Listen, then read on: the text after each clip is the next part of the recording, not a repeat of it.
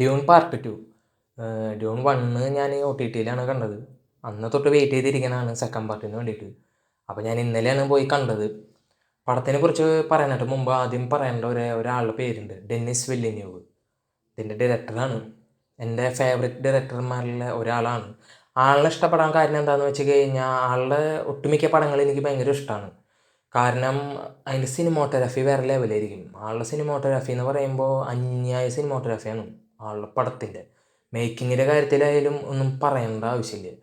ഈ Dune part 2 അല്ലെങ്കിൽ part 1 എന്നൊക്കെ പറഞ്ഞു കഴിഞ്ഞാൽ ഇതിൻ്റെ ജോണർ എന്ന് പറയുന്നത് സയൻസ് ഫിക്ഷൻ അഡ്വഞ്ചറാണ്.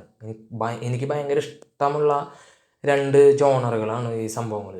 അപ്പോൾ അത് കാരണം എനിക്ക് ഭയങ്കര ക്യൂരിയോസിറ്റിയാണ് ഇങ്ങനെയുള്ള പടങ്ങൾ എന്ന് പറയുമ്പോൾ. പിന്നെ എന്ന് പറയുമ്പോൾ ഇതിൻ്റെ ബാക്ക്ഗ്രൗണ്ട് സ്കോർ ചെയ്തിരിക്കുന്നത് എനിക്ക് എന്താ പറയുക, ഭയങ്കരമായിട്ട് ആരാധിക്കുന്ന ഒരു വ്യക്തിയാണ് ആൻസ് സിമ്മർ എന്ന് പറഞ്ഞിട്ട്. ഇപ്പം ഇൻട്രസ്റ്റെല്ലാറിലൊക്കെ ചെയ്തിട്ടുണ്ട്, എല്ലാവർക്കും അറിയുമെന്ന് വിചാരിക്കുന്നു. അപ്പോൾ ഇവർ രണ്ടുപേരുടെ ഒരു കോമ്പിനേഷനാണ് ശരിക്കും ഈ പടം എന്ന് പറഞ്ഞു കഴിഞ്ഞാൽ.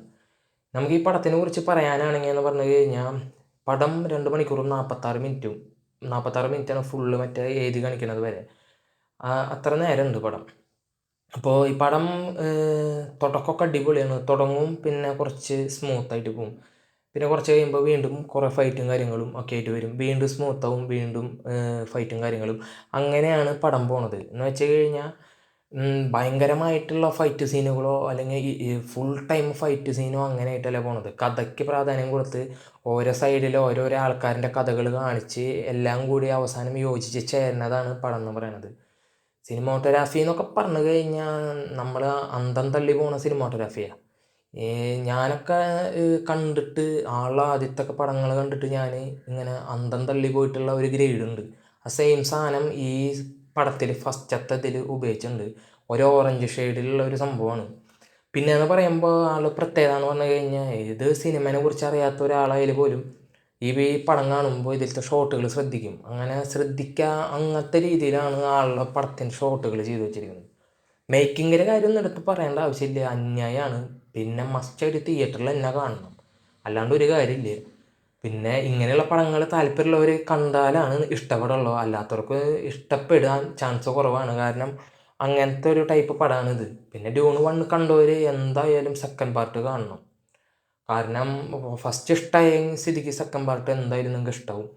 പിന്നെ എന്ന് പറയുമ്പോൾ ഞാൻ പറഞ്ഞല്ലോ, ഇത്രയും 2 മണിക്കൂർ 46 മിനിറ്റുള്ള കാരണം നിങ്ങൾക്ക് ചെറുതായിട്ട് ചിലപ്പോൾ എവിടെയെങ്കിലും ഒരു ലാഗ് ഫീൽ ചെയ്യും. എനിക്ക് ചെറുതായിട്ടൊരു ലാഗ് ഫീൽ ചെയ്തു, അതുകൊണ്ടാണ് ഞാൻ പറയണത്. പിന്നെ എന്ന് പറയുമ്പോൾ അവസാന ക്ലൈമാക്സിൽ ഒരു ഫൈറ്റ് ഉണ്ട്. ആ ഫൈറ്റ് പെട്ടെന്ന് തീർത്ത പോലെ എനിക്ക് തോന്നി. എന്ന് വെച്ച് കഴിഞ്ഞാൽ ഭയങ്കര ബിൽഡപ്പ് കൊടുത്ത ഫൈറ്റ് പെട്ടെന്ന് തീർത്തിട്ട് അത് കഴിഞ്ഞൊരു സീനും കൂടി ഉണ്ട്. ആ ഒരു സീനിലേക്ക് കടക്കാൻ വേണ്ടിയിട്ടാണോ ഈ ഫൈറ്റ് സീൻ കുറച്ചത്, അതോ ഇനി സിനിമയുടെ സമയം കൂടുന്ന കാരണമാണോ എന്ന് അറിയില്ല. ആ ഫൈറ്റ് സീൻ പെട്ടെന്ന് തീർത്തു. അതെനിക്ക് കുറച്ചും കൂടി വേണമെന്നായിരുന്നു എന്ന് തോന്നി. പക്ഷെ അത് സിനിമയുടെ ലെങ്ത്ത് കൂടുന്ന കാരണം ചിലപ്പോൾ അതാവാം കട്ട് ചെയ്തിട്ടുണ്ടാവാം, അറിയില്ല. അതാണ് എനിക്ക് ഒരു പോരായ്മ പോലെയായിട്ട് തോന്നിയത്. കാരണം ഞാൻ കുറച്ചും കൂടി പ്രതീക്ഷിച്ചു. സത്യം പറഞ്ഞു കഴിഞ്ഞാൽ ഞാൻ നല്ല ഭയങ്കര ഹൈപ്പ് പ്രതീക്ഷിച്ചിട്ട് പോയതാണ്. പക്ഷേ ഞാൻ വിചാരിച്ച പോലെയല്ല പടം അവർ കൊണ്ടുപോയിക്കണത്. വേറെ രീതിയിലാണ് പടം കൊണ്ടുപോയിക്കണത്. എന്ന് കരുതി ഇഷ്ടപ്പെടാണ്ടിരുന്നിട്ടൊന്നുമില്ല, നല്ല പടമാണ്. അപ്പോൾ കാണണമെന്ന് താല്പര്യമുള്ളവർ തിയേറ്ററിൽ പോയി കാണാം. അതല്ല പിന്നെ OTTയിൽ ഇറങ്ങുമ്പോൾ കാണാം എന്നുള്ള മൈൻഡാണെങ്കിൽ കാണാം. അപ്പോൾ ഇത്രയൊക്കെയാണ് ഈ പടത്തിനെ കുറിച്ച് പറയുകയാണെങ്കിൽ കുറേ ഉണ്ട് ഗൈസ്. എന്ന് വെച്ച് കഴിഞ്ഞാൽ ഇത് ഇപ്പോൾ ഈ പറയണ ഈ ഒരു വാക്കുകൊണ്ട് നിൽക്കില്ല. കാരണം ഇത് റിവ്യൂ ആയിട്ട് പറഞ്ഞ് നിങ്ങൾക്ക് മനസ്സിലാക്കി തരാൻ പറ്റില്ല. ഇതൊക്കെ ഒരു എക്സ്പീരിയൻസ് ആണ്. തിയേറ്ററിൽ മസ്റ്റായിട്ട് കാണണം, എന്നാലേ നിങ്ങൾക്ക് മനസ്സിലാവുള്ളൂ. പിന്നെ ഞാൻ പറഞ്ഞല്ലോ, ഈ ജോണർ ഇഷ്ടപ്പെടുന്നവർക്ക് തന്നെയാണ് ഈ പടം ഇഷ്ടപ്പെടുള്ളൂ, അല്ലാത്തവർക്കൊന്നും ഇഷ്ടപ്പെടില്ല. ഞാൻ പോയി കണ്ട തിയേറ്ററിലാകെ 10 പേരുണ്ടാകുന്നുള്ളൂ. അപ്പോൾ അത്രയും നമുക്ക് മനസ്സിലാക്കാം എത്രത്തോളം ഇംഗ്ലീഷ് സിനിമകളോട് ഇവിടുത്തെ ആൾക്കാർക്ക് ഇഷ്ടമുണ്ടെന്നുള്ളത്. അപ്പോൾ അത് കാരണമാണ് ഞാൻ അധികം വലിച്ചു നീട്ടി പറയാത്തത്. അപ്പോൾ മറ്റൊരു വീഡിയോ ആയിട്ട് വരുന്നവരിക്കും എല്ലാവർക്കും ടേക്ക് കെയർ, ബൈ.